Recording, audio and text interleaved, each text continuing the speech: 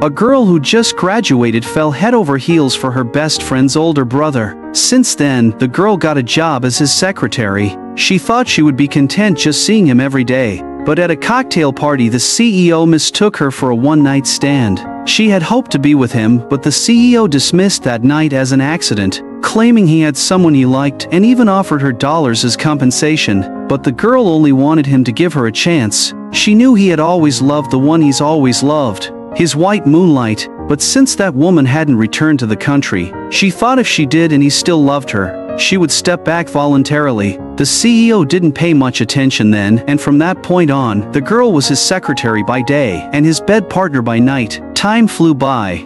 And 4 years later, the girl put great care into preparing a birthday surprise for the CEO, but he didn't come home even late into the night.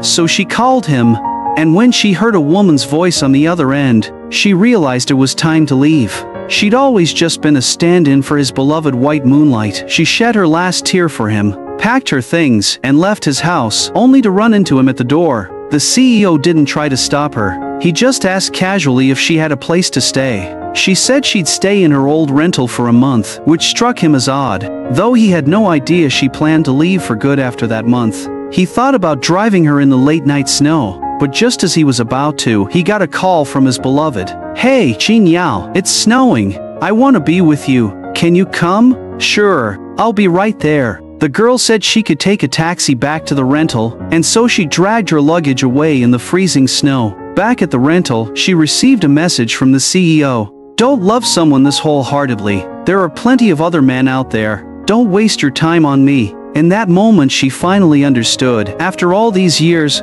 she'd never been able to warm his heart. She burned all the photos of him, planning to go to the company the next day to hand in her resignation. But when she arrived, she found the CEO was preparing for an important meeting. She went to find him, but just as she reached his office door, she saw him cuddling with his beloved white moonlight. Knowing the meeting was about to start, she had to interrupt. "Mr. Qi, the meeting is starting soon." But his beloved insisted he stay, and the CEO even delayed the meeting for her. This meeting was about a collaboration with several major Gene Group companies, crucial for the company's future, and all the CEOs were already waiting in the conference room. His beloved found her annoying and snapped at her, but the girl, knowing how important the meeting was, kept reminding the CEO to take it seriously, only for him to snap at her to get lost. All for his beloved. Because the CEO was absent, the investors punished her by making her stand at attention, bending over for 2 hours. The CEO didn't care at all. He even let his beloved bully her at the company. Her heart was dead then.